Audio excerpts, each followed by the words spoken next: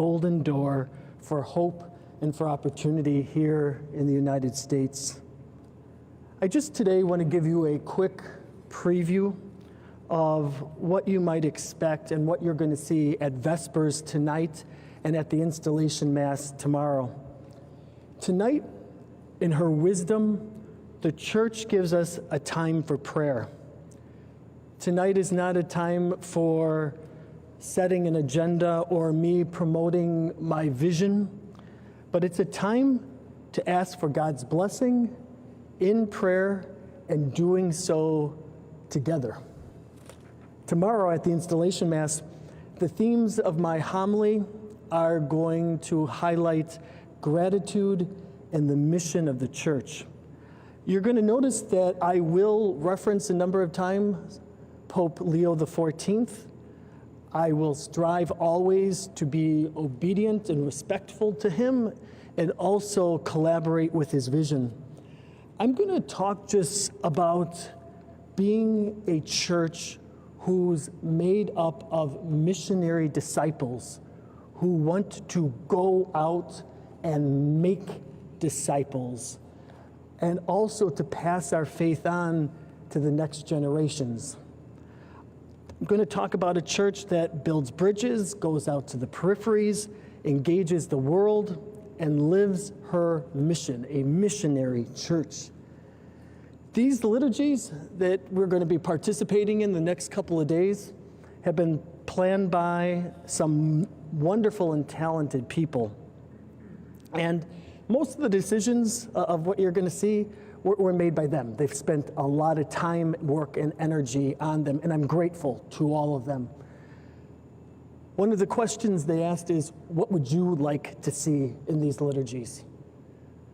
I said, I want them to be prayerful and holy and dignified. I also want them to be joyful, but not triumphant. And then I also asked to make sure that we include some Spanish in it, to make sure they're bilingual, based on my experience in my priesthood of 31 years of having this important community as a part of my life. Hablando de español,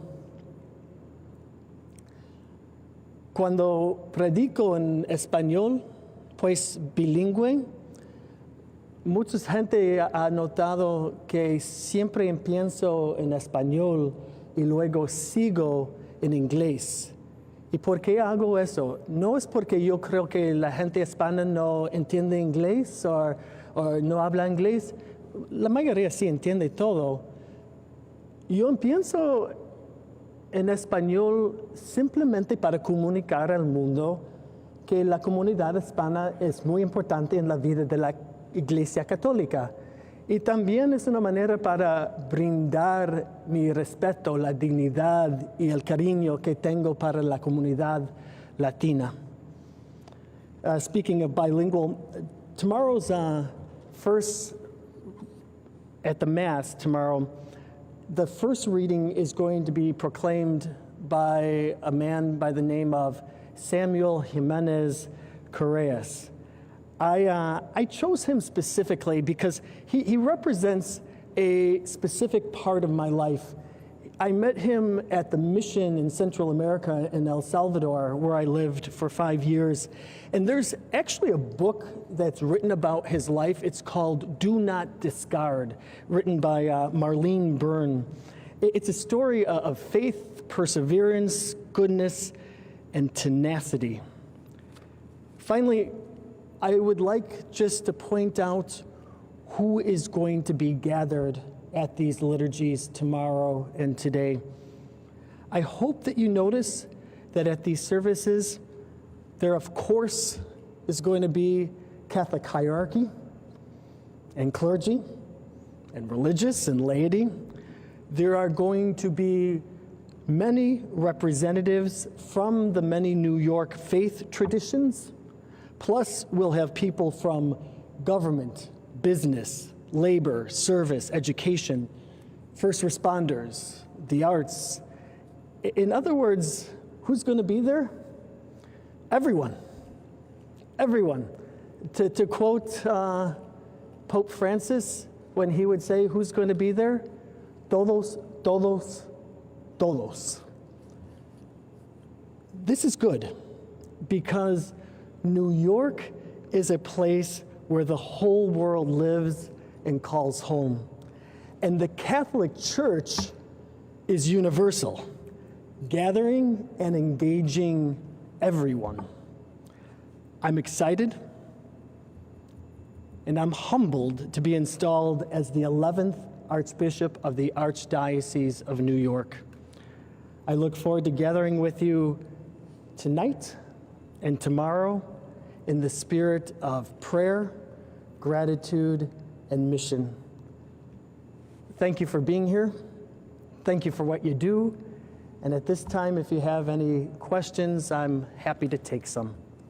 As I mentioned earlier, if you would identify yourself and your outlet for the Archbishop's sake, as he's getting to know you, when I call upon you, and I'll try and get to as many as I possibly can. Stephen Schreiber, Your Excellency, what do you see as the most pressing pastoral issue for the Archdiocese of New York, and how do you plan to address it in your first year? Good. The question is, what's the most pressing issue? It's, for me, what you're going to notice is God has to be in the center of everything. It's faith. And so all the issues, so many of them, they're important, but one of my focuses is going to be evangelization. How do we actually be disciples who make disciples? People who have been a part of the church, but maybe not so much. How do we re-engage? How do we pass the faith on to the next generation? How do we be a church that is relevant and thriving and beautiful, sharing our faith together? So it's really living out that evangelizing mission of the church. Juliet?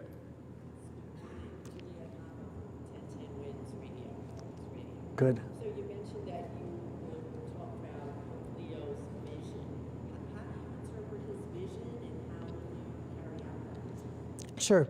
And that's a little bit about what you're going to hear today, but he's talking about a church that's engaged in the world, that builds bridges, that has a living faith that is strong. And with those basic messages, I'm just going to build on them.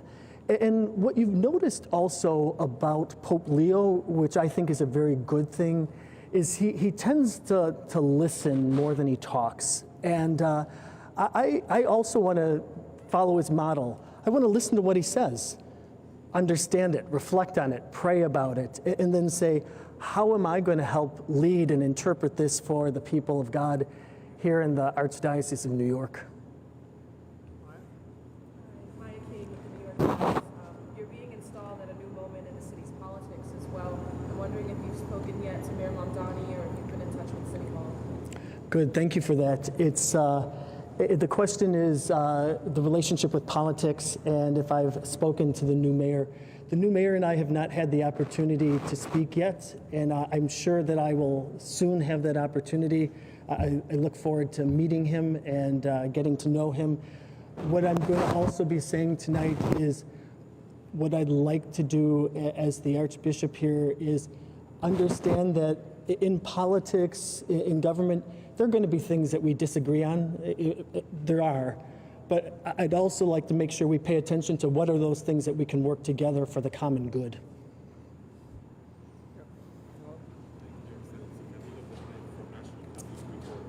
So you said this before, this is a city of immigrants. What is your message to all immigrant Catholics in New York City, at the time nationally, which the voices of Catholic? Sure. The question is about, do I have a message for immigrant Catholics and for immigrants in general? It's my response comes from a clear understanding in the Catholic Church and our social justice of what is human dignity. My message is how do we treat each other with respect? How simply do we see each other as brothers and sisters, and use that as a foundation for everything else. Fernanda?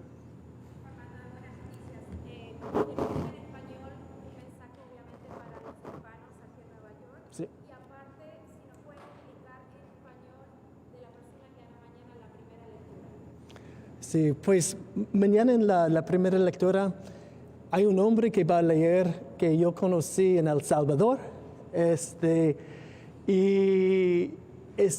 razón que yo escogí a él es porque él es parte de mi vida, de esta misión que yo tenía en Centroamérica. Yo dejé mi corazón allá en Centroamérica y él está representando un parte de mi vida que es familia, que es cariño, que es amor. Entonces, es un gusto, honor tenerlo representando no solamente él, sino una comunidad, una familia hispana de Centroamérica. El mensaje para los hispanos es simplemente que los quiero mucho. Ha sido un honor caminar con todos ustedes y en este arquidiócesis vamos a seguir caminando juntos como hermanos y hermanas.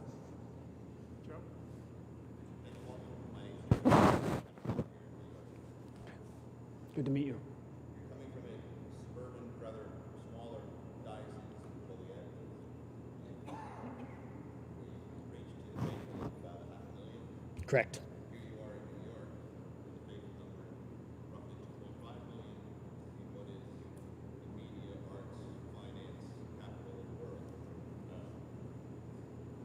What challenges do you think you personally face having that sort of exposure and that sort of profile that extends not only to this archdiocese, but sometimes all across America? I think it's a good question. You're highlighting that I do come from a smaller diocese. I've been the bishop of the Diocese of Joliet for 5.5 years, about a little over 500,000 Catholics, vibrant, thriving, and we had to address a number of issues there from restructuring, but from the restructuring, the only reason for doing it was for evangelizing so that we could be a church that was in a position to grow and to strive and to live and to share our faith and to pass it on. And so I bring some of those things with me.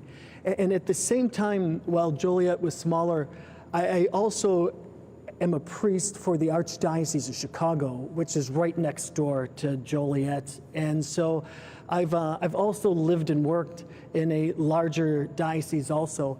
And I think the unique thing about New York is exactly what you said, is that this is even larger than Chicago, and at the same time, we all know that New York is not just New York, but there's something that is the world is gathered here, it's national, it's international, what goes on here has an effect. So I'm conscientious of that and realize that my word, my voice isn't just for the people of God in Joliet, who I love and loved being there, and it was such a joy being their bishop in the good times and the bad. And but I realize this is a little bit bigger, and I'll say one thing personal to that. The 10:15 Mass here at St. Patrick's, it's televised. It's where people from New York call their home parish, but it's also the Parish of America. It's the Church of America, where tourists and people all over. I'm looking forward to that. I enjoy preaching, so preaching is something that I like in my ministry, and I hope as I develop my voice here in New York, that it's going to be one that reflects the gospel of our Lord and Savior Jesus Christ and his mission that he's given to us.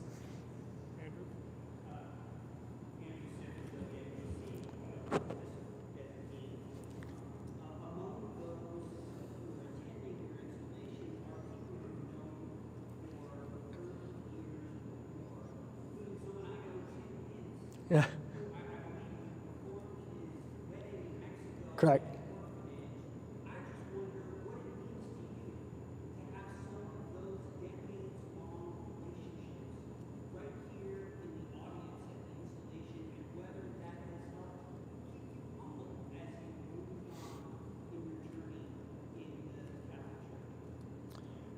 So just who's going to be present and who are those people? You're right. I've been blessed with amazing family and friends. I have hit the lottery with my parents. my family, we're close. They're going to be there with my friends that have journeyed along the way. One thing that the majority of my friends will say about me is I like staying in touch. I like those relationships, and they do bring me joy. They're one of the greatest gifts I have, the relationship I have with my family and friends, and at the same time, they do keep me humbled. They don't go around and call me Archbishop and Your Excellency. They've known me forever, and some of them who are going to be attending, I went to grade school with. I grew up, as you know, I grew up 14 blocks away from where Pope Leo grew up, and in our neighborhood, some of my grade school classmates are going to be there too. So it's a joy. It's just a great joy having them all there. A great one. Correct. He's real, and yeah, and he's a great guy, and he'll be there with his wife. And I did celebrate their wedding for them in Mexico. Lauren? Yeah. Jesus talked about sort of the poor, but he also said in Matthew, blessed are the poor in spirit. You kind of has both the economically poor, but also the poor in spirit, Yeah. who are actually quite wealthy. How do you kind of plan to sort of reach both of them? I think that's the power of Jesus. He loves, knows, and reaches out to everyone, and he wants everyone to be saved. It's salvation through him. And blessed are the poor, and blessed are the poor in spirit.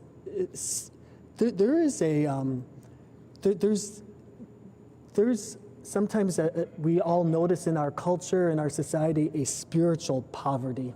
And that needs to be filled also, some of that black hole, that void. And Jesus is the light in the darkness. He's the answer. And so it's the beauty in the Catholic Church is we need everyone all working together for the road to salvation, following his message. And and your question is a good one, because it's not that one or another, this group or that group, or who is the Lord choosing. He calls all of us, and we are all part of this great mission. Good time for about two more, Tony. Excellency Tony Aiello, Yeah. CBS News, New York. You've been ordained a deacon, ordained a priest, consecrated as a bishop, and installed as a bishop in Joliet. And now you're about to be installed as Archbishop in New York. What's your mindset as you reflect over this kind of a physical journey that you've taken? And what do you think will be going through your mind tomorrow? You could project as you take the seat on the Cathedral and officially begin your service. I would answer your question in one word, and that's providence. That God has a plan for all of us, that there's a providential plan. And what I've realized is at the time, I might not realize it, but God has been preparing me, God has been preparing you for the next steps of life. And God is always with me, God is always with you, God is always with us. So I really see that through it all, I might not have been cognizant, I might not have realized it. God has been preparing me along this way for this moment and for the future. And my job is to trust him, to continue to trust him. Simply trust, surrender, put my life in his hands, do what he asks me to do, hopefully without fear, do so with some hope, and follow the Lord. I just want to trust him and follow him and continue to do God's will. One quick follow-up. There is a Grant Hicks listed in the program tonight. Is Sure. that nephew? Grant is my oldest nephew, and the whole Hicks family will be there, and he's the one representing it tonight by doing the reading. And then you're also going to notice that tomorrow will be my brother, my sister-in-law, my cousin, and her husband bringing up the gifts. Myself and Christina, you are going to be the shepherd for more than 2 million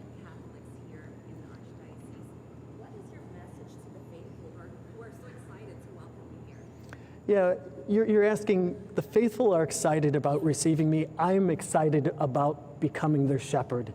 And you use the word shepherd, I like that. I don't want to be the seen as only the CEO or the corporate president of a group. I'm called here to be a pastor. I'm called here to be a shepherd. And as shepherd, my desire is to be a good shepherd. Next question.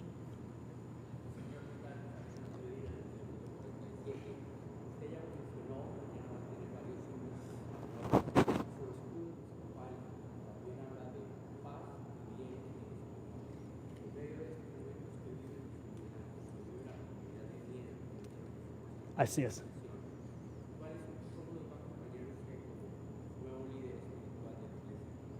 Yeah. Usted está hablando un poquito de mi lema, que es paz y bien. He's asking the question of my motto. It's peace in all good things, but it's written in Spanish. It's paz y bien. It comes from St. Francis of Assisi. It's taken from him. And it's a desire that I have, not only for immigrants, not only for people who live in the Archdiocese of New York, but it's my desire for how we live as a church, as a world together with true paz y bien, peace in all good things.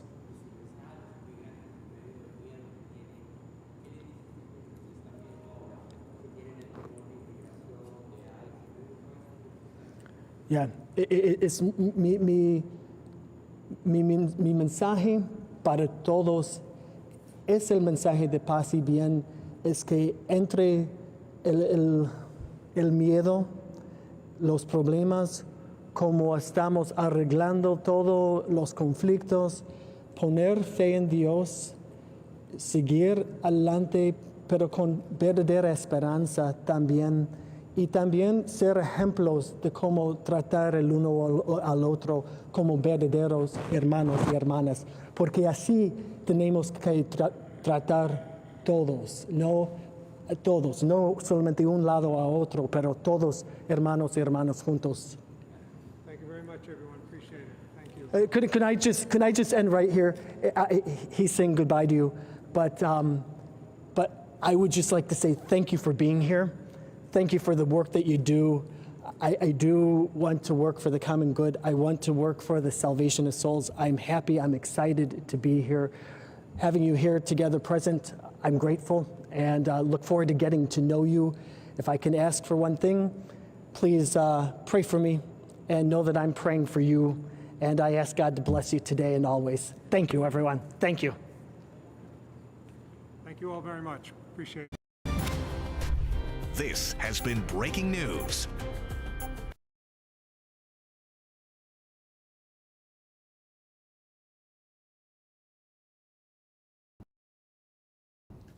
Good morning, nice to see you on a Thursday, and our cold and quiet theme continues today. No major changes, no major surprises. Still dressing for another day that's colder than it should be in early February.